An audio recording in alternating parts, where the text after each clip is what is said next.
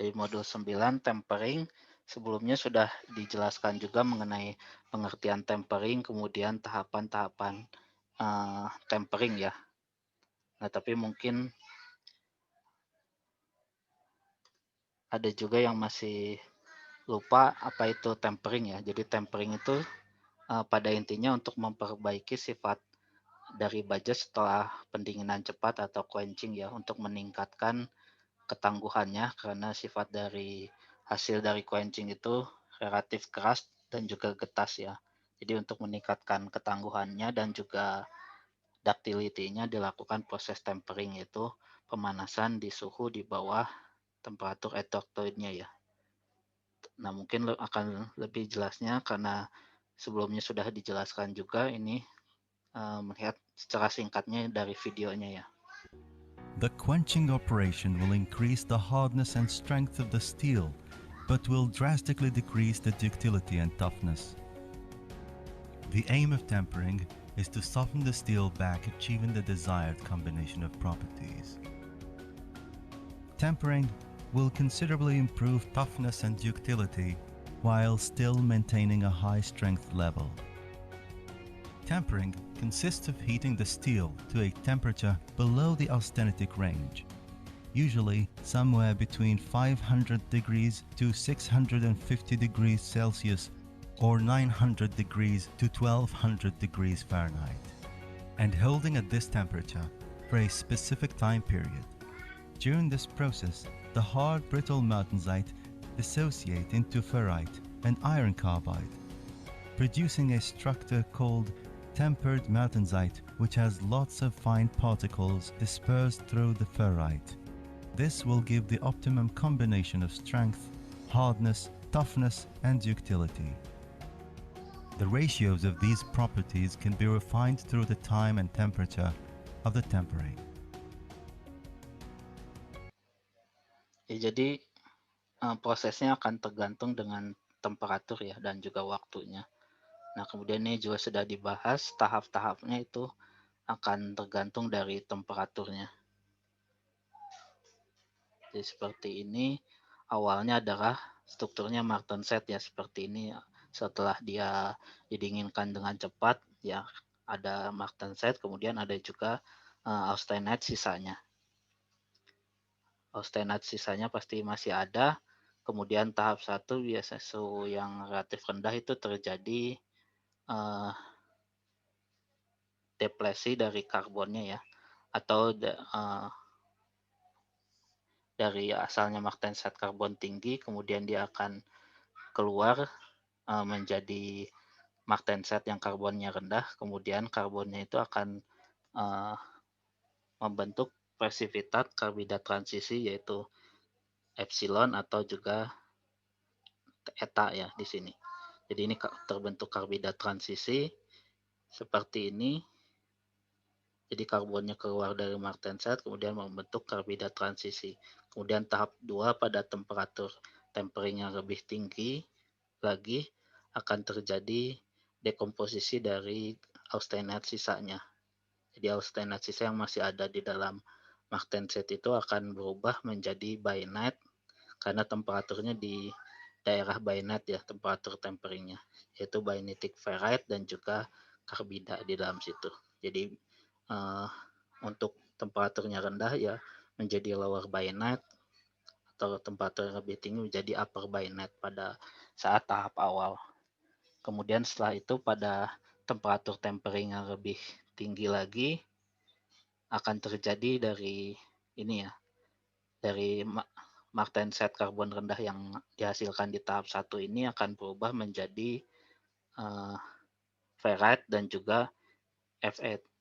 Karbidat transisi ini akan semakin banyak karbonnya yang berdifusi kemudian membentuk endapan dari Fe3C. Nah, struktur dari alfa ferrite plus dari cementite ini disebutnya adalah temper martensite. Jadi yang terbentuknya setelah proses tempering dari martensite seperti ini. Jadi seperti ini bentuknya. Jadi ya, kira-kira ada alfa, ferrite, kemudian ada Fe3C. Disebutnya adalah temper martensite. Fe3C-nya itu pada saat di sini bentuknya seperti batang ya, batang Fe3C yang sebelumnya. Kemudian alfanya tadi ya sudah austenat sisanya sudah menjadi bayonetic ferrite. Kemudian tahap keempat, jika temperatur temperingnya masih cukup tinggi, kemudian waktunya juga lebih lama, maka akan terjadi pengkasaran atau pertumbuhan lebih lanjut dari Fe3C yang berbentuk batang tadi menjadi bentuknya akan membulat ya. Membulat, kemudian akan terjadi pengkasaran atau spheroidisasi dari cementite seperti ini. Jadi akan menjadi lebih membulat, kemudian nanti akan menjadi membesar pengkasaran dari ini. Nah, kemudian tahap kelima itu biasanya terjadinya pada paduan baja dengan ada unsur-unsur pemadu ya, terutama adanya unsur pemadu yang membentuk karbida kuat disebut di sini. Jadi saat tahap kelima, temperatur yang tinggi tertentu akan terjadi pembentukan karbida-karbida dari unsur-unsur pemadunya. Nah, karena terbentuk karbida dari unsur pemadu di dalam baja, itu akan mengalami penguatan ya, namanya secondary hardening. Jadi pengerasan sekunder atau pengerasan kedua, karena biasanya pengerasannya itu lebih tinggi, bisa lebih tinggi dari saat awalnya sendiri. Nah, jadi ini juga sudah dijelaskan sebelumnya. Jadi ada 5 tahap seperti ini. Ada pertanyaan mungkin? Jika masih ingat ya, sebelumnya penjelasan mengenai pengertian tempering, latar belakangnya, fungsinya tempering, kemudian setelah itu dijelaskan mengenai tahapan temperingnya. Sekarang kita akan melihat perubahan sifat mekanisnya adalah selama tempering ya. Jadi sesuai dengan tujuannya ya, proses tempering itu akan menurunkan kekuatannya ya. Kekuatan dari ini hardness atau juga kekerasannya, dia akan turun semakin meningkatnya temperatur tempering atau tahap-tahap tempering tadi. Jadi ini contohnya karbon seperti itu. Jadi pada saat tahap pertama terjadi presipitasi karbida, kemudian pembentukan Fe3C yang batang, kemudian dia mengalami spheroidisasi, itu kekerasannya atau kekuatannya akan turun. Nah, tapi di sini bisa terlihat juga ada untuk karbon yang untuk baja yang mempunyai karbonnya tinggi, yaitu lebih besar dari sama dengan 0,18% akan terjadi sedikit peningkatan kekerasan ya pada temperatur yang di bawah 200 ini. Nah, ini karena jika karbonnya lebih tinggi dari 0,2% akan terbentuk presipitasi dari karbida transisi ya. Karbida transisinya yaitu epsilon carbide atau eta tadi. Kemudian tapi jika lebih rendah, karbonnya akan terjadi depresi ya. Terjadi depresi karbon atau penurunan karbon dari martenset, kemudian dia akan mengumpul seperti itu. Jadi tidak terbentuk presipitasi dari karbida. Nah, untuk yang lebih tinggi dari 0,2 itu saat terbentuk presipitasi karbida itu akan mengalami penguatan ya. Karena karbida-karbidanya itu, karbida transisinya itu dia terdispersi merata dan juga berukuran kecil ya. Jadi di sini terlihat karbida transisi berukuran kecil kemudian terdispersi merata sehingga memberikan pengaruh penguatan dispersi atau dispersion strengthening yang mengimbangi atau bahkan bisa juga melebihi dari penurunan kekerasan akibat dari depresi karbon di matriks martenset.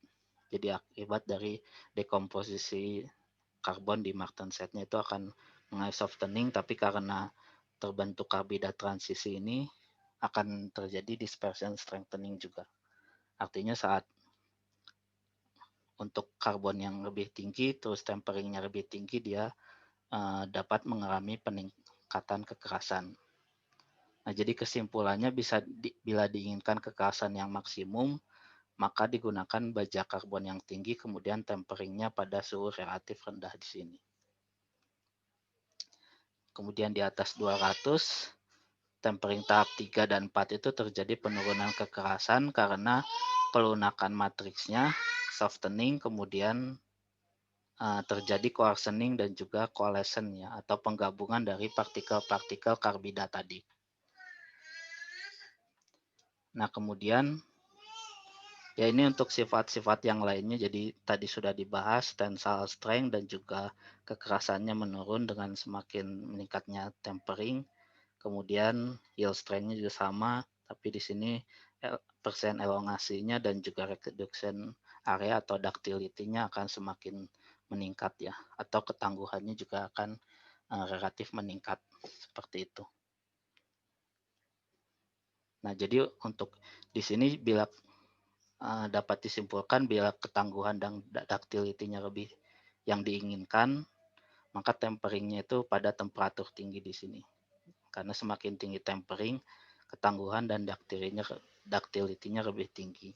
Tapi jika diinginkan kekuatan, kekerasan, dan resistan ketahanan abrasi yang tinggi, contohnya untuk pemakaian hammer, palu, dan cutting tools, dan juga pisau ya. Jadi untuk karbon yang baja karbon tinggi 0,5 dan 1% tadi dilakukan tempering pada temperatur rendah. Karena dia akan terbentuk karbida transisi yang bisa mengalami penguatan dispersion strengthening. Nah, kemudian ini juga harus diperhatikan juga adanya namanya temper embrittlement ya. Jadi temper embrittlement itu penurunan ketangguhannya yang akibat jadi terjadi penurunan ketangguhan ya. Kalau di sini kan terlihat ketangguhannya relatif akan meningkat, tapi pada suhu selang temperatur tertentu bisa terjadi namanya temper embrittlement. Jadi selang temperaturnya bisa dilihat di sini. Jadi di awalnya dia ketangguhannya terhadap impact ya itu meningkat semakin meningkatnya temperatur, tapi pada selang tertentu dia akan turun seperti ini. Kemudian dia naik lagi, tapi selang tertentu dia akan turun. Yaitu pada suhu rendah itu 250 sampai 400 derajat Celcius. Kemudian pada suhu tinggi 450 sampai 650 derajat Celcius. Nah, ini akibatnya atau penyebab temper embrittlement itu karena penahanan di daerah sini, penahanan saat temperingnya yang terlalu lama, atau pendinginan setelah temperingnya yang terlalu lambat pada selang temperatur ini. Jadi itu penyebabnya ya, penahanan di daerah sini dan juga pendinginan yang terlalu lama di selang temperatur ini. Nah, akan tetapi sifat mekanik yang lain seperti kekerasan, kekuatan tarik, kekuatan lelah, dan juga keuletan yang ductility yang sebelumnya di sini itu relatif tidak berpengaruh. Jadi hampir sama seperti ini ya. Jadi dia hanya mengalami embrittlement atau penurunan ketangguhannya di selang-selang temperatur ini. Tapi untuk sifat yang lainnya tidak terpengaruh secara signifikan. Nah, kemudian proses jika terjadi temper embrittlement pada suhu tinggi seperti ini, suhu tinggi di sekitar sini itu bisa dibalikan ya, atau reversible fenomena, artinya dapat dihilangkan dengan memanaskan bajanya di selang temperatur yang di sini di atas selang temperatur embrittlement-nya, kemudian pendinginan cepat.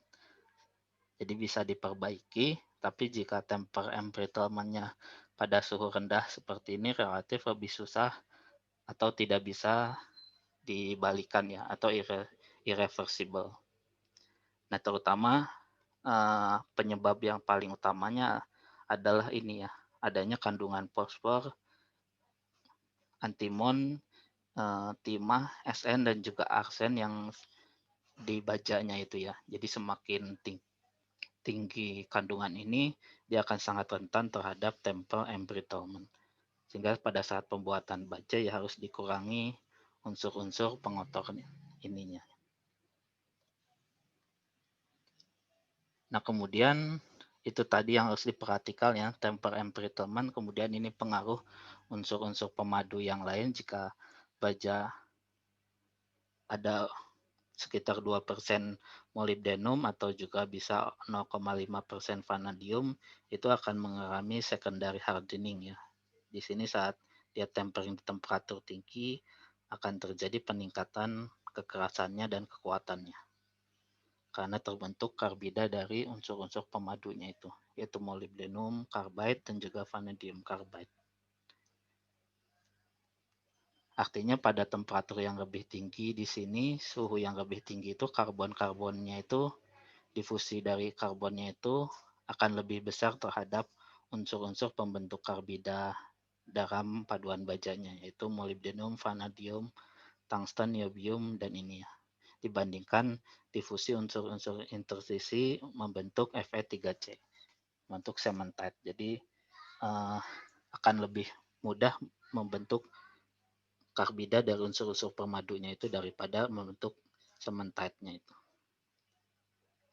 Jadi pengendapan karbida-bida yang lebih stabilnya dari unsur-unsur pemadunya seperti ini, V4C3, vanadium carbide, molybdenum carbide, dan tungsten carbide itu lebih banyak dibandingkan pembentukan cementite Fe3C.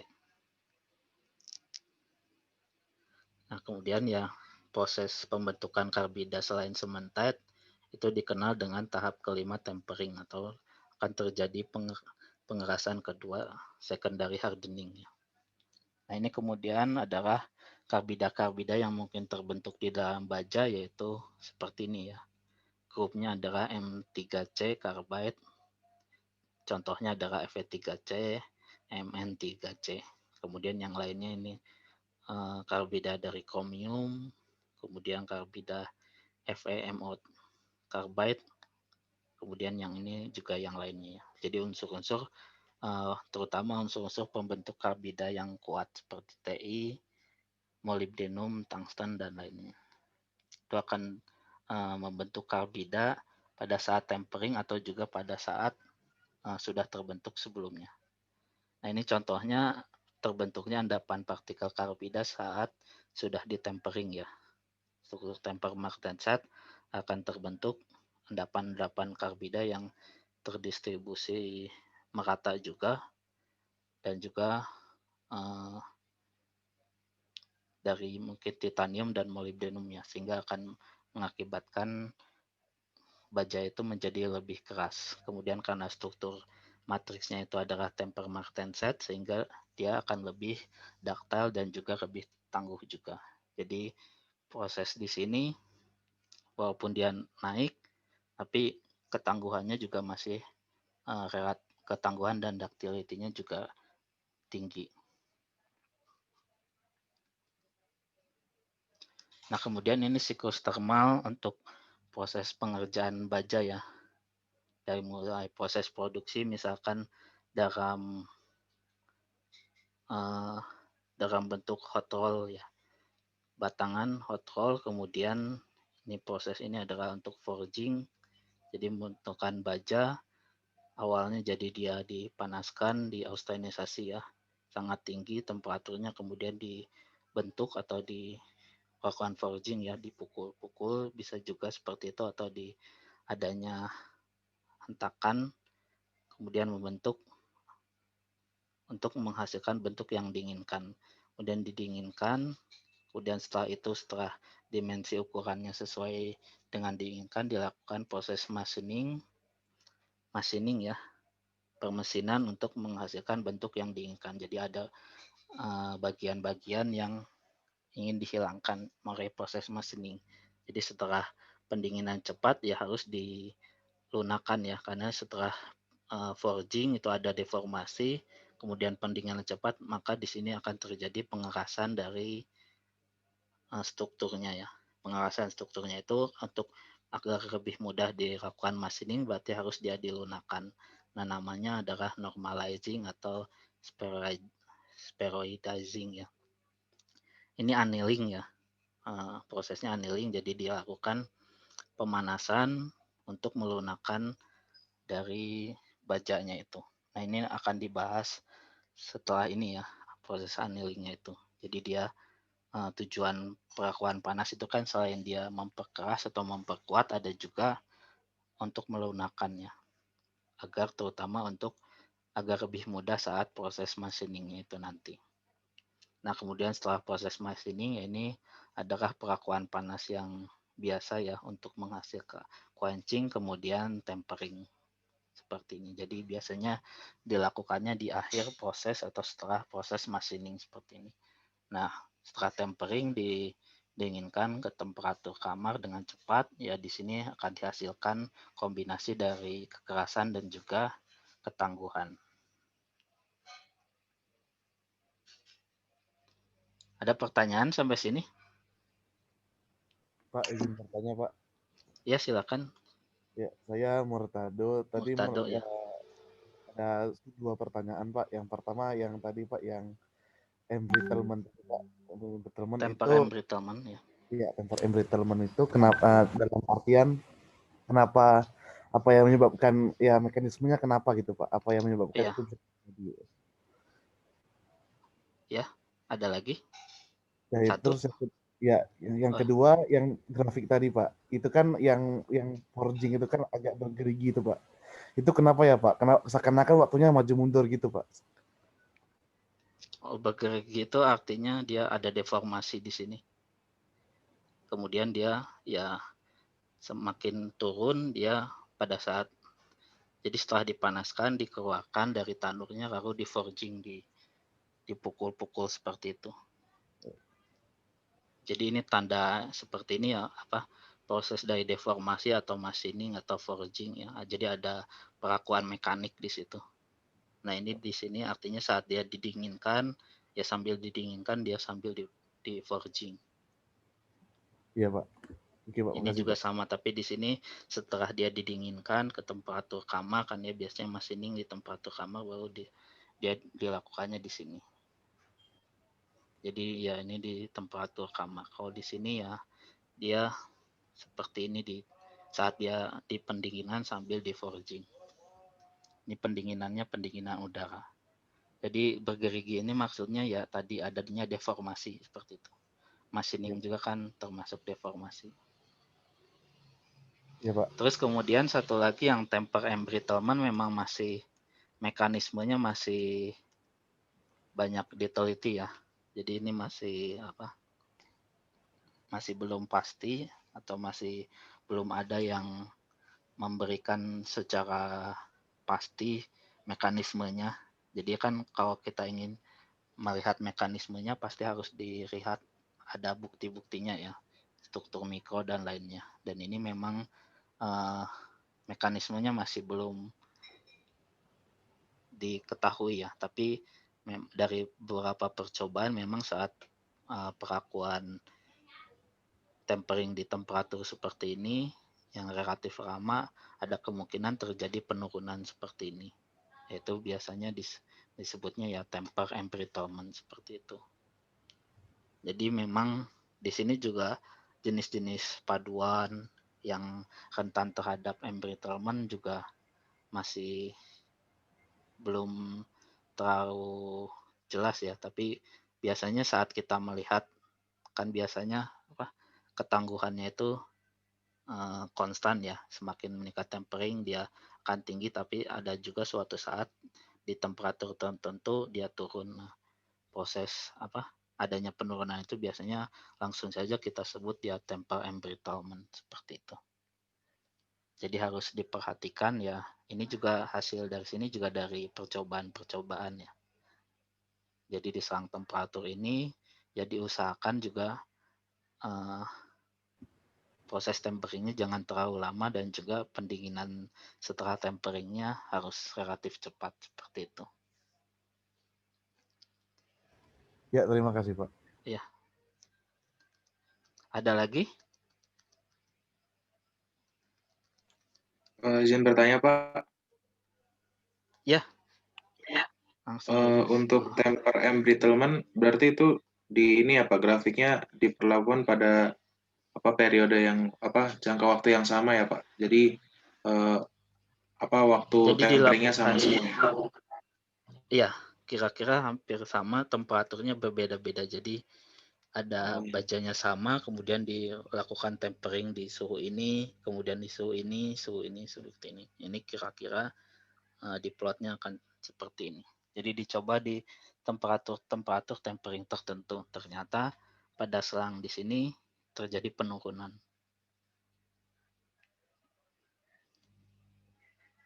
Ya, dari percobaannya. Nah, ini Baik, makasih, Pak. ilustrasinya kalau di sini.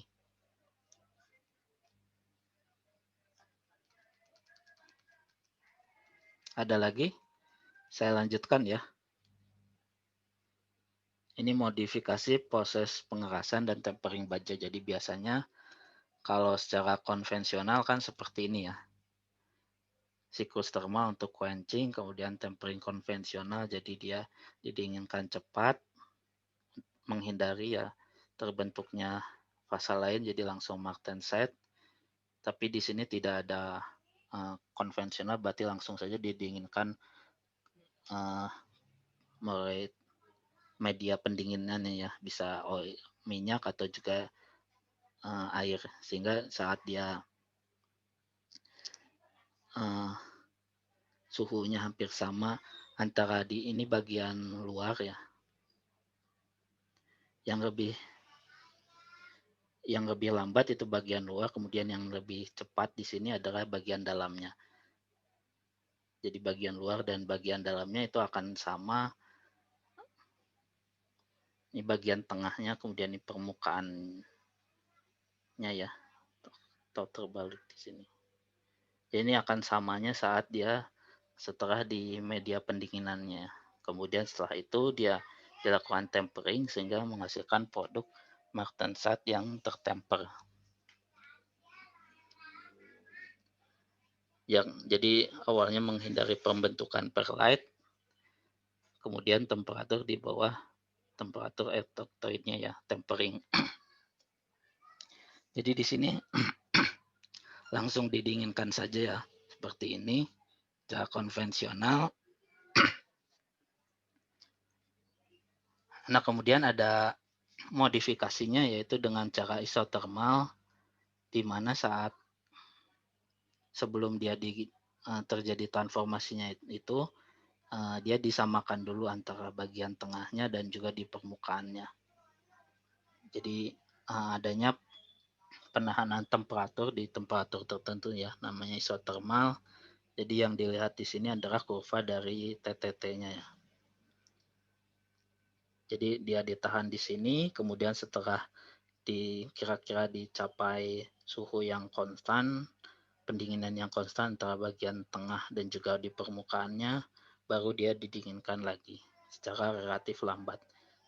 Seperti ini. Sehingga ini tujuannya adalah untuk menghindari terjadinya pendinginan yang cepat ya. Pendinginan yang cepat, kemudian terjadinya perubahan transformasi volume dari austenite menjadi martenset yang terlalu cepat. Karena jika terlalu cepat kan akan bisa terjadi retakan atau quench crack ya, akibat adanya distorsi saat pendinginan berlangsung. Jadi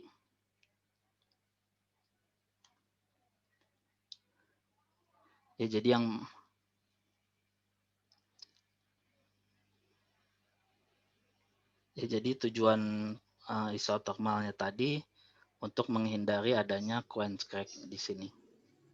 Kemudian untuk yang ini relatif sama, dilakukan tempering, yang disebutnya adalah martensite tempering atau martempering.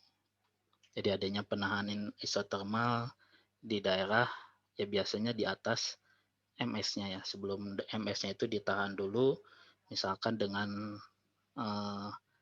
pendinginan garam ya, garam yang salbret itu bisa di temperatur yang relatif tinggi. Jadi itu ditahan dulu baru didinginkan lebih cepat di situ. Jadi tergantung media pendinginannya yang di temperatur tertentu yang dipanaskan. Kemudian ada juga yang lainnya yaitu modified martempering ya. Jadi sama antara martempering dan juga modified martempering, kecepatan pendinginannya yang diatur ya. Jadi kecepatan pendinginan saat berlangsungnya transformasi alternate martensite itu dikontrol relatif lambat. namun masih memberikan struktur martenset untuk menghindari terjadinya retakan. Karena jika ada retakan itu kan tidak bisa diperbaiki lagi, akan menjadi scrap nantinya. Nah, ini modified mark tempering, kalau tadi ditahannya di atas MS, itu bisa juga ditahannya itu adalah saat transformasinya ya, itu di antara MS dan MF-nya itu ditahan, jadi tidak pendinginannya cepat langsung ke bawah sini ya, tapi di sini ditahan di sini. Jadi pendinginannya terkontrol seperti ini. Jadi di sini akan terjadi transformasi dari gamma menjadi martensetnya yang tidak terlalu cepat. Kemudian ini juga termasuk modifikasinya ya, tempering baja, tapi di sini bedanya dengan mark tempering, di sini tidak didinginkan dengan cepat. Setelah itu ya, tidak menghasilkan struktur martenset, tapi dia ditahan di atas MS secara relatif lama, sehingga nanti terbentuk atau terjadi transformasi dari austenite menjadi bayonet. Sehingga nanti adalah produknya adalah bayonet di sini. Nah, di sini biasanya produk bayonet itu bisa juga mempunyai sifat yang dia cukup keras dan juga ketangguhannya sudah cukup baik ya. Ketangguhannya juga tinggi. Nah, jadi proses austempering itu biasanya tidak lagi dilakukan tempering. Kalau di sini kan masih martenset, berarti harus di tempering lagi ya untuk menghasilkan struktur temper martenset. Nah, austempering ini produknya bayonet, kemudian tidak dilakukan tempering lagi. Sehingga ya biasanya disebutnya austenite tempering di sini. Nah, kemudian ada lagi modifikasinya adalah sub-zero treatment ya. Karena biasanya kan temperatur martenset finish untuk baja itu biasanya di bawah temperatur kamar juga, sehingga akan banyak austenite sisa ataupun austenite yang belum tertransformasi menjadi martenset. Disebut austenite sisa atau retained austenite. Nah, biasanya untuk pengujian meteorografi konvensional tuh akan sulit ya mendeteksi berapa martenset atau austenite sisanya itu. Kecuali jika austenite sisanya itu lebih dari 20%. Jadi jika lebih kecil dari 20% relatif susah dideteksi yang mana itu austenite sisanya. Nah, kemudian kehadiran austenite sisa itu akan mengurangi sifat mekanisnya ya, terutama kekerasan dan kekuatannya, dan juga bajanya itu tidak mencapai kekerasan maksimumnya atau hardenability baja yang tinggi, tapi karena adanya austenite sisa berarti nanti dia tidak akan mencapai hardenability, kemampuan pengerasannya yang optimum ya. Jadi walaupun dia pendinginannya lajunya sangat pendinginan dengan laju pendinginan yang tinggi, lebih tinggi dari pendinginan kritisnya, tapi karena ada austenite sisanya itu mengurangi dari sifat mekanisnya. Kemudian jumlah austenite yang tertahan, austenite sisa, itu ya, austenite sisa itu bergantung pada komposisi kimia baja ya. Jadi semakin tinggi karbonnya, jumlah austenite sisanya akan biasanya lebih besar. Kemudian semakin tinggi unsur-unsur yang lain juga sama, misalkan Mn seperti itu. Nah, jadi caranya untuk meningkatkan kita inginkan sifat mekanisnya tidak berkurang, ya bisa juga dilakukan dengan sub-zero treatment, artinya pendinginannya di bawah minus ya, minus 0 derajat Celcius, berarti sub-zero, dengan cara media pendinginannya dengan liquid nitrogen juga bisa ya, seperti ini. Nah, jadi nanti relatif jumlah austenite sisanya akan sangat berkurang ya, atau bisa juga didapatkan 100% martenset. Nah, sebenarnya ada juga jenis-jenis yang lainnya, bisa juga pendinginannya tidak terlalu lama dan juga tidak terlalu tinggi ya. Nah, itu biasanya untuk agar dimensinya tidak terlalu berkurang ya. Kan biasanya saat dia terjadi pendinginan itu akan terjadi pengurangan dimensi ya. Dimensi dari bajanya juga akan berkurang karena ada distorsi tadi. Nah, untuk menghindarinya itu bisa juga digunakan pendinginannya di suhu minus ini. Atau bisa juga di suhu yang lebih rendah, kemudian ditahan dengan lama ya, sehingga akan didapatkan martenset yang lebih banyak. Kemudian di sini dinaikkan temperaturnya ya. Jadi setelah ini dinaikkan temperaturnya ke temperatur kamar atau dibiarkan seperti itu. Ini pemanasannya. Dikeluarkan ya pasti dia akan terjadi pemanasan di situ. Kemudian ya struktur ini masih martenset sehingga nanti harus di tempering seperti itu. Jadi proses sub-zero treatment itu untuk menghasilkan atau mengurangi dari austenite sisanya. Jadi akan menghasilkan peningkatan kekerasan, kemudian ketahanan terhadap abrasi dan juga stabilitas dari dimensi bajanya. Jadi dimensi baja yang dihasilkannya itu relatif tidak ada pengurangan.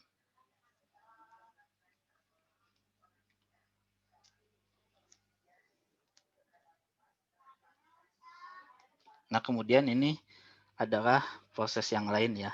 Jadi modifikasi yang lain yaitu quenching, kemudian temperingnya karena adanya partisi dari karbidanya disebutnya quenching and partitioning ya.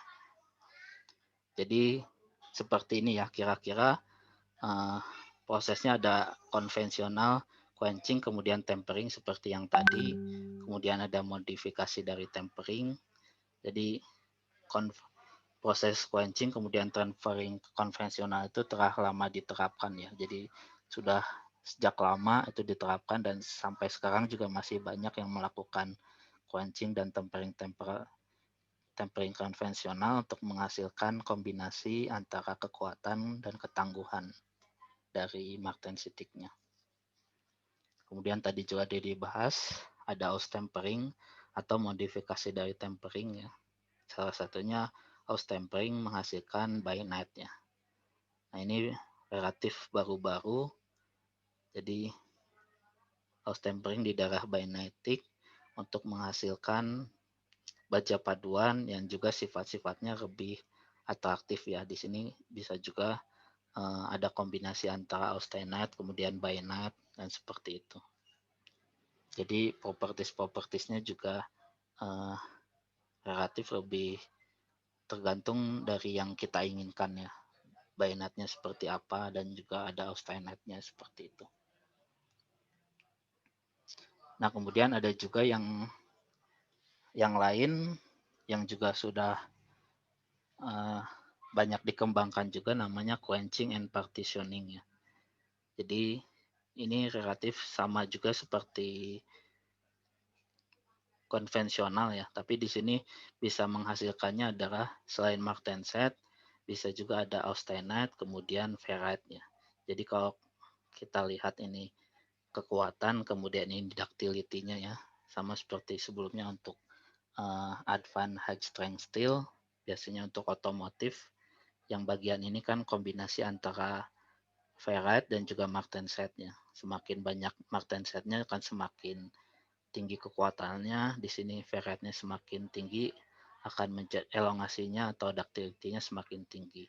Atau bisa juga kombinasi antara austenite yang bagian ini dengan martenset.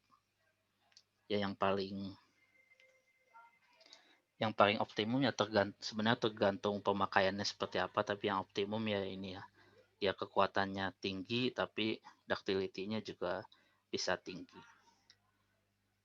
Jadi disebut juga kekuatan ultra tinggi itu maksudnya di atas 1000 ya.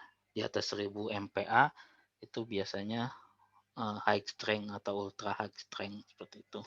Tapi dia ductility-nya juga masih relatif besar. Jadi di sekitar sini itu sudah termasuk ultra high strength steel dan juga high formable. Nah, ini biasanya digunakan untuk otomotif dan prosesnya bisa juga dengan cara quenching dan juga partitioning. Jadi yang ini. Nah, kemudian ya quenching partitioning itu sebenarnya memang banyak macam-macamnya. Jadi komposisi akhirnya itu bisa ferrite, masih ada ferrite-nya seperti ini ya. Kemudian ada juga austenite sisa, tapi nanti akan menjadi stabil ya, karena karbonnya lebih tinggi. Kemudian ada juga bainite-nya. Ini bainite-nya terbentuknya biasanya saat waktu partitioning-nya relatif lebih lama.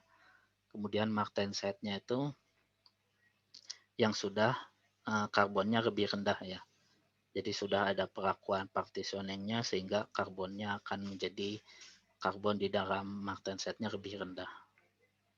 Kemudian ada juga martensite karbon tinggi yang terbentuk saat awal proses quenching-nya itu. Jadi ini ada kombinasi-kombinasinya ya. Biasanya memang ferrite martensite atau austenite martensite seperti ini.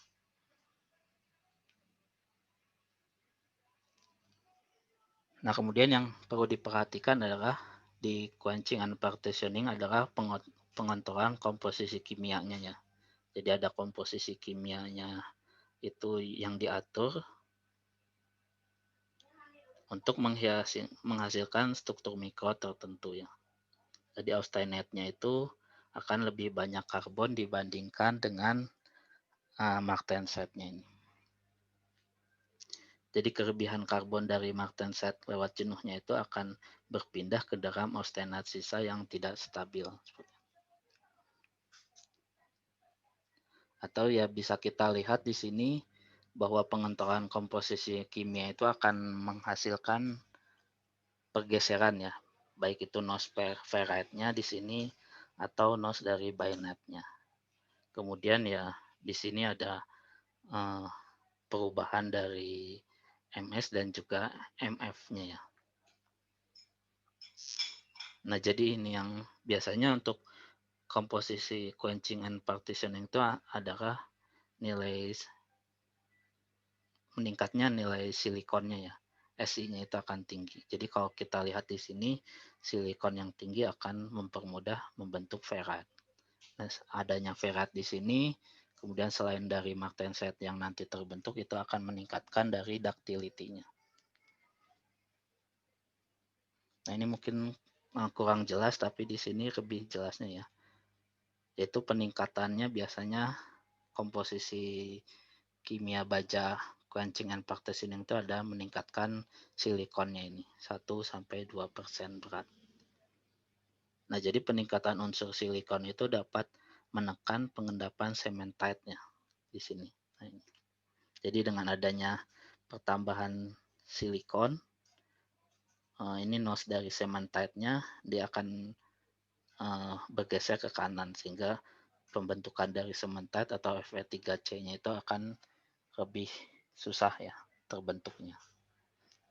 Selain cementite juga dia akan mengurangi dari pembentukan dari karbida transisi ya. Jadi saat kita tempering kan kemungkinan karbida yang telah keluar dari martensite itu akan membentuk karbida transisi kemudian menjadi cementite. Nah, itu dengan menambahkan silikon itu akan dihindari pembentukan dari karbida transisi dan cementite-nya ini. Sehingga karbonnya itu akan kemana, dia masih akan larut ya.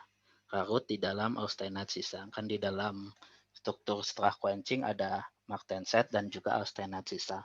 Nah, jadi karbonnya itu yang setelah keluar dari martensite itu tidak akan sulit membentuk karbida transisi atau martensite, tapi dia akan larut di dalam austenite sisa.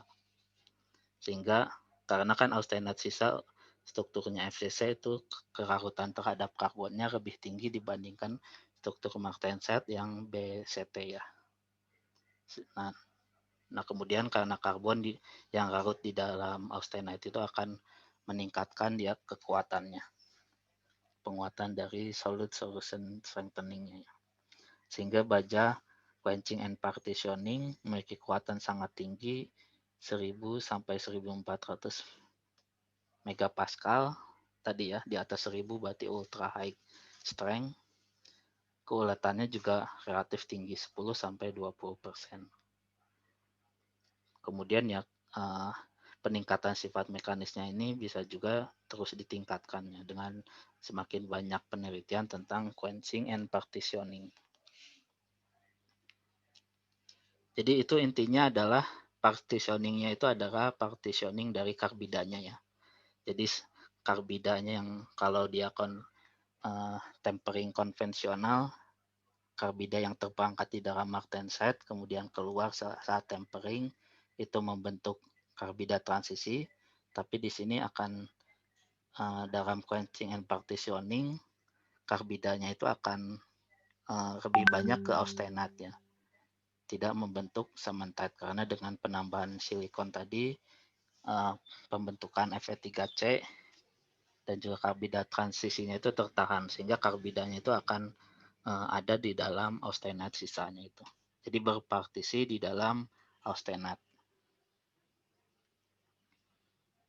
Nah ini prosesnya, ya prosesnya tentu saja harus saat pendinginan harus ada austenate sisanya ya.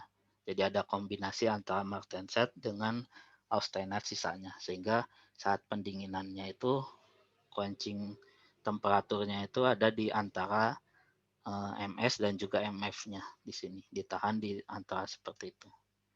Jadi dari austenisasi kemudian didinginkan cepatnya sampai temperatur intermediate antara MS dan MF-nya.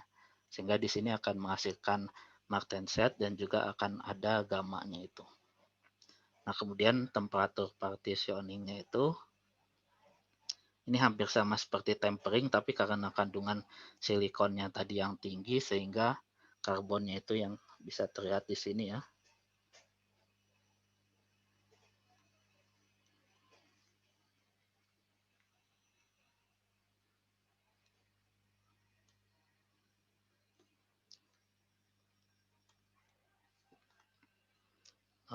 Ya kurang jelas. Karbon ini asalnya dari martenset itu akan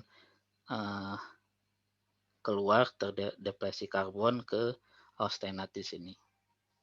Nah, di sini dia tidak akan membentuk dari karbida transisinya ya, karena proses pembentukan karbida transisinya tertahan.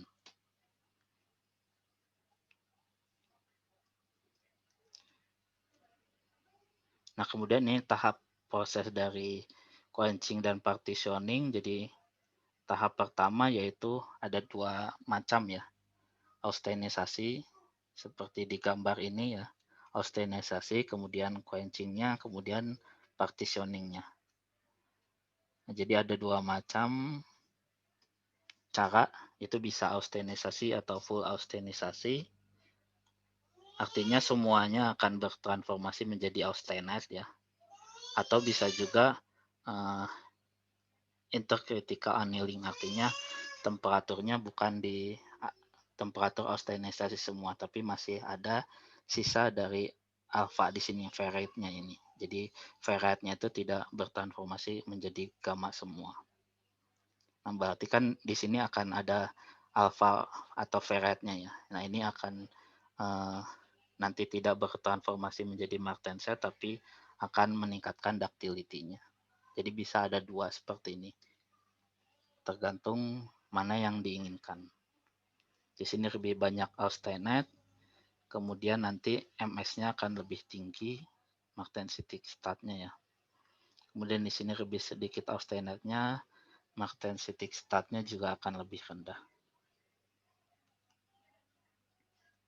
Kemudian tahap 2-nya atau yang asalnya austenisasi semua kemudian di quenching atau intercritical annealing kemudian quenchingnya. Jadi di sini austenite-nya lebih banyak ke austenite sehingga nanti retain austenite-nya juga akan lebih banyak ya, seperti ini. Ini martenset-nya, kemudian retain austenite-nya akan di sini juga. Nah, kalau intercritical berarti alfanya ini tidak akan tertransformasi menjadi martenset, tapi nanti yang di sini ya, gamma atau alternate sisanya akan menjadi martenset. Jadi ya sama, tergantung kekuatan dan juga ductility yang diinginkan. Nah, kemudian kalau ini sama ya, saat partitioning akan terjadi difusi karbon dari martensitik lewat jenuh. Jadi karbonnya akan saat dipanaskan ya partitioning, karbonnya akan keluar dari martensite, kemudian dia akan ada di dalam gamma-nya ini. Jadi martensite-nya akan berkurang unsur C-nya, austenite-nya akan semakin kaya unsur C-nya, karbonnya. Kalau yang interkritikal ya sama juga, dia akan ada alfanya di sini, masih ada feratnya di sini.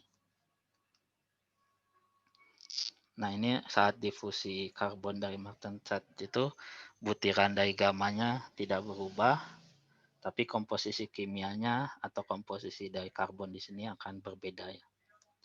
Karbon di dalam gamma di sini akan lebih banyak daripada karbon di dalam martensite.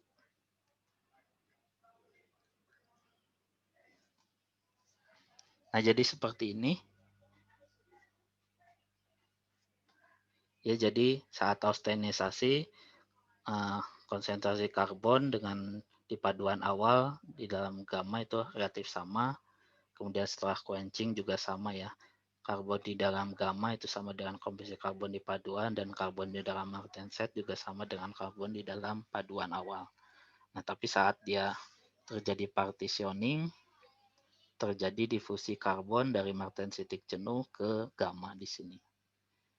Sehingga C gamma itu lebih tinggi dari karbon yang ada di dalam fase austenite, itu lebih tinggi dari paduannya.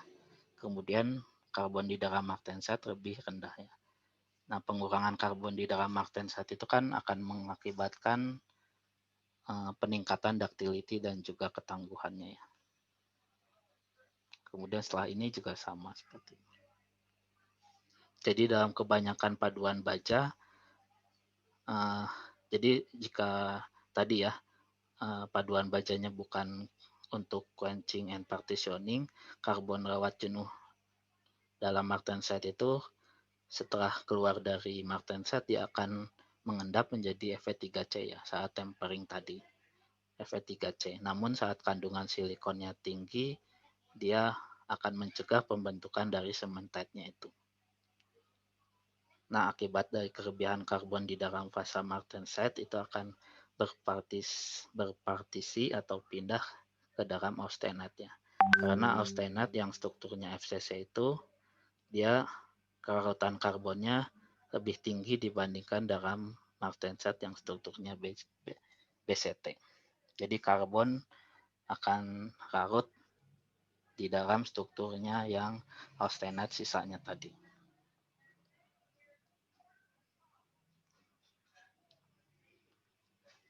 Nah, jadi itu perbedaan antara quenching and partitioning dengan quenching kemudian tempering ya.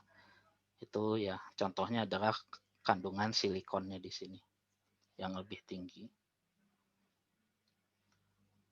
Nah, kemudian satu lagi adalah quenching partitioning kemudian dilakukan tempering ya.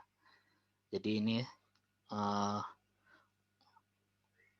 setelah quenching partitioning di sini dia dilakukan tempering lagi. Jadi ini sama seperti sebelumnya, tapi karena ada proses tempering tadi, terutama di temperatur tinggi ya, akan terjadi presipitasi dari karbida-karbida di sini ya. Karbida-karbida melalui microalloying. Jadi akan terjadi penguatan lebih tinggi dari presipitasi dari karbidanya. Jadi artinya di sini ya, selain unsur Si-nya tinggi, juga ada unsur-unsur pembentuk karbida yang kuat seperti niobium, titanium, dan molybdenum ya. Untuk membentuk karbida pada tahap partitioning, kemudian ada tempering di sini. Kemudian selain membentuk karbida, unsur-unsur yang ditambahkan dalam jumlah sedikit ini ya, niobium, titanium, dan molybdenum itu ditambahkannya relatif sedikit juga akan menstabilkan austenite-nya yang terbentuk, kemudian menekan transformasi austenite menjadi martensite di sini. Jadi lebih stabil austenite-nya. Sehingga dibandingkan tadi baja yang quenching dan partitioning saja, baja, quenching, partitioning, kemudian tempering yang ada unsur-unsur pembentuk karbida kuat ini lebih tinggi kombinasi kekuatannya dan juga keuletannya ya, seperti ini.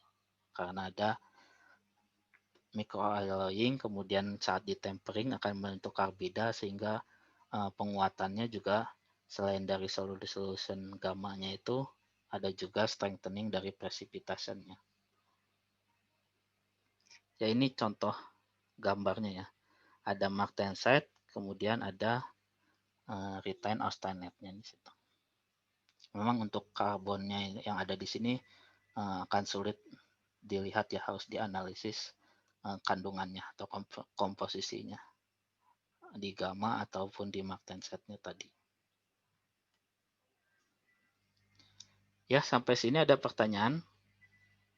Jadi materinya sampai ya terakhir sampai quenching dan partitioning saja ya.